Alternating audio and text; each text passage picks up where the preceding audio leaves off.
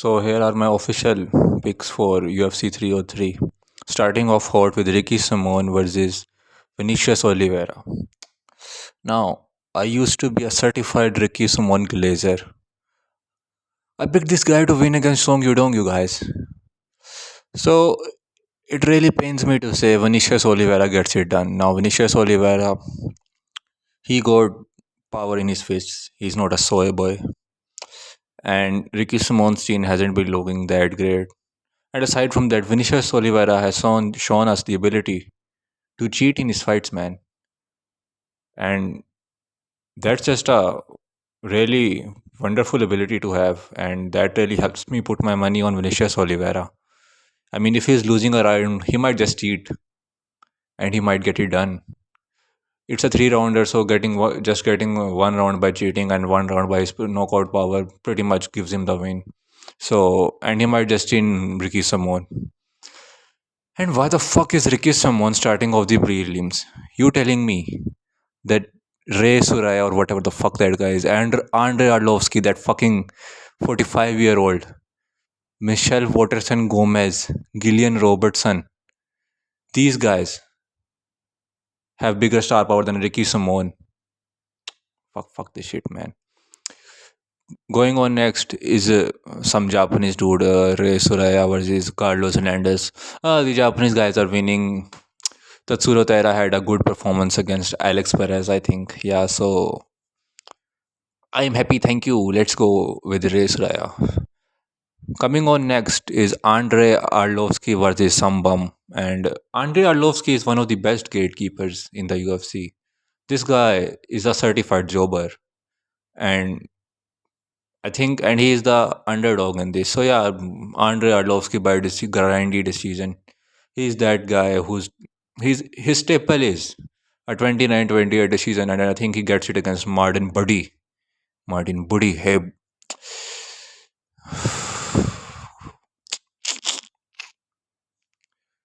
Oi, buddy.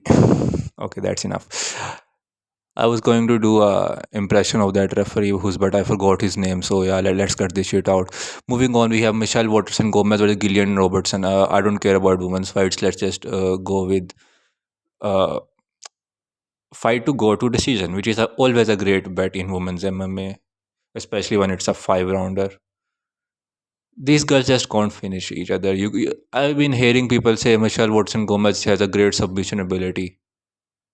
Yeah, but it's women's MMA. I mean, one night you are Damien Maya, the next fight you are fucking Colby Covington.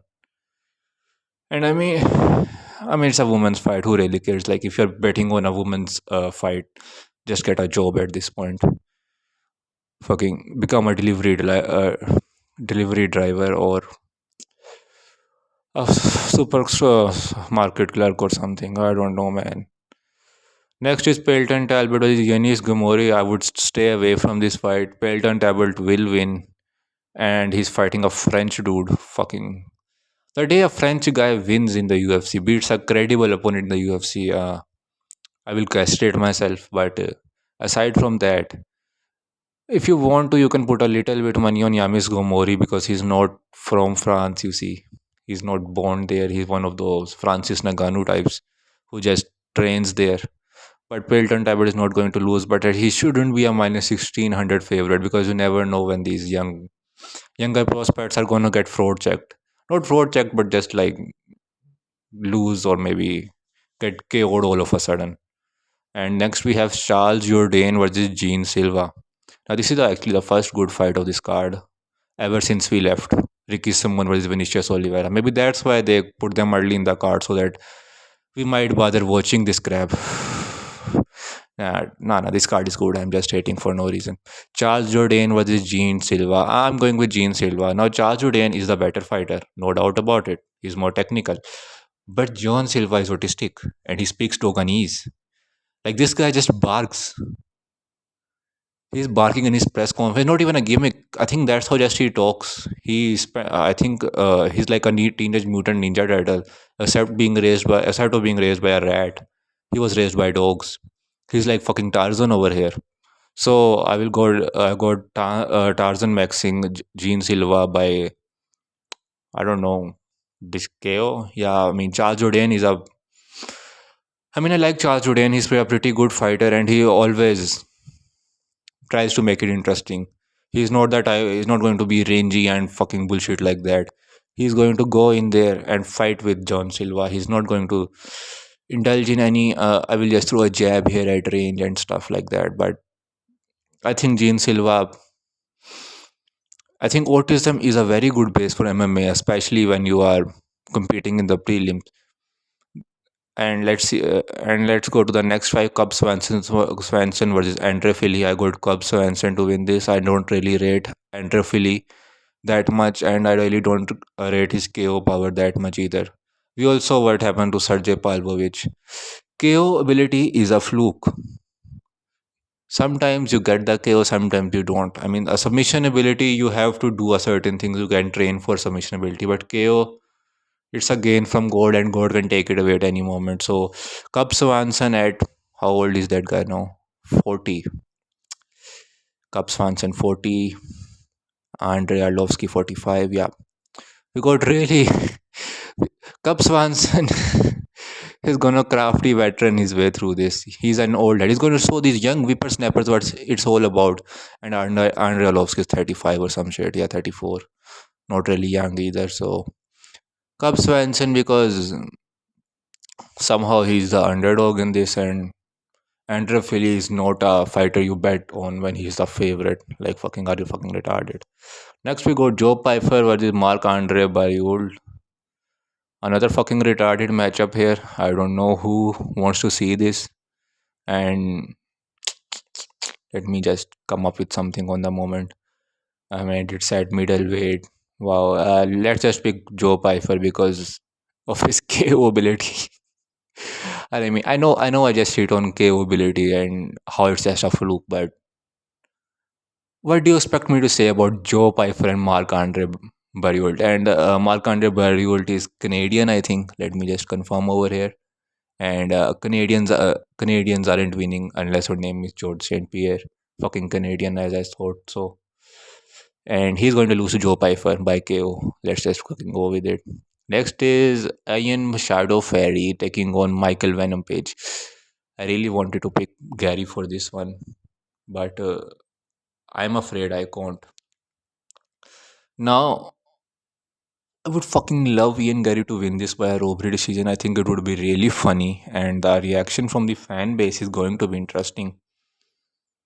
But Michael Venom Page is the better striker. He's old, but he never really got that damage. I mean, this guy has been beating bums his entire career, so he doesn't really have that CTE in him. So I think he gets it done via decision.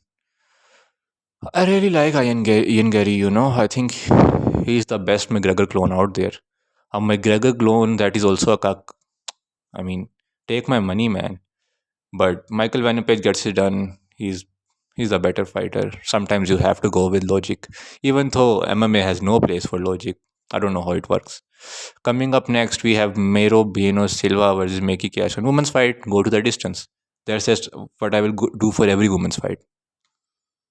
Anthony Smith, the greatest jobber of all time, taking on one of the jobbers of all time. I mean, you have to go with the great here, who is somehow fucking the underdog against Roman Dolidze. I mean, this is a retarded matchup. I mean, these.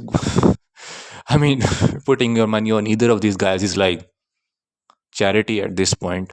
But Anthony Smith, just because he's the underdog, and I would love for him to win and call out Alex Pereira, who's obviously ducking Anthony Smith, the GOAT himself. Coming up next is Brian Ortega with Diego Lopes. Now, would I love Diego Lopes, the emo maxing angry retard over here, the schizo emo retard, or the just schizo internet quotes, Instagram quotes retard, the eagle himself, Brian Ortega. Now, I think Brian Ortega is too much of a jump in the competition for Diego Lopes, and he's also somehow the fucking underdog in this. The recency bias, recency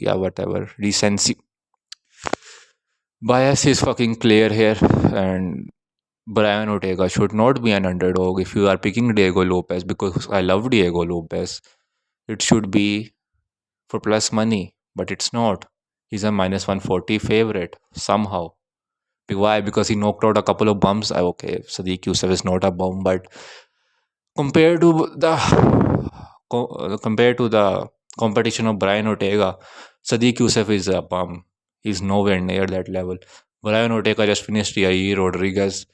He couldn't get finished by Volk. He almost submitted Volk. Let's not forget that. I mean, his last time he got finished was by Max Holloway, and that was like a TKO. Do you really expect Diego Lopez to put on a beating like that?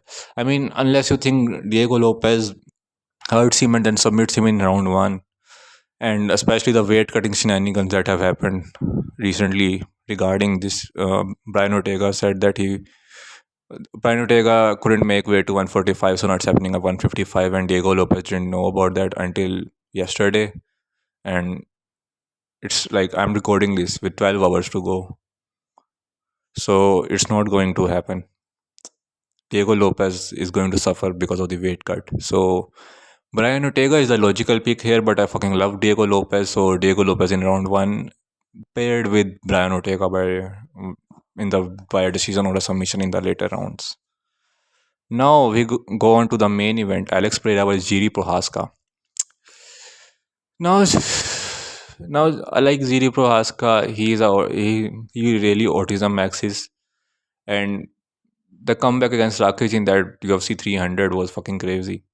But I think Jiří Procházka is my problem with him. I think he can beat Alex Pereira if he decides to be technical with it. I mean, if he decides to invest in some clench work.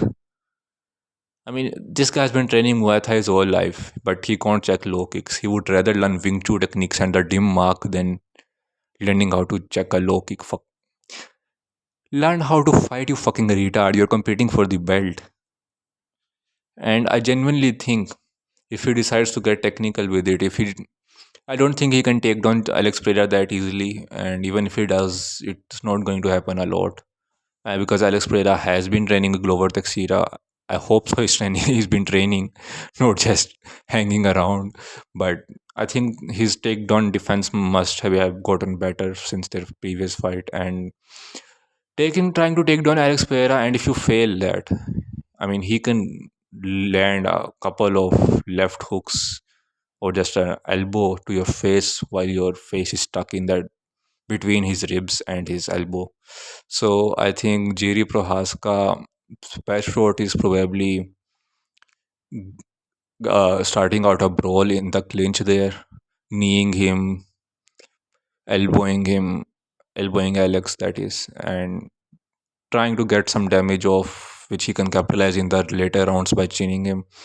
But I would just pick up the guy that can check left hooks in this fight. So Alex Pereira by KO. That's about it. You guys like and subscribe. And if my voice was stammering too much, or if you have, this is my first YouTube video, if you have any, let's say criticisms, I would be very appreciative of them. Yeah. Have a good one, you all.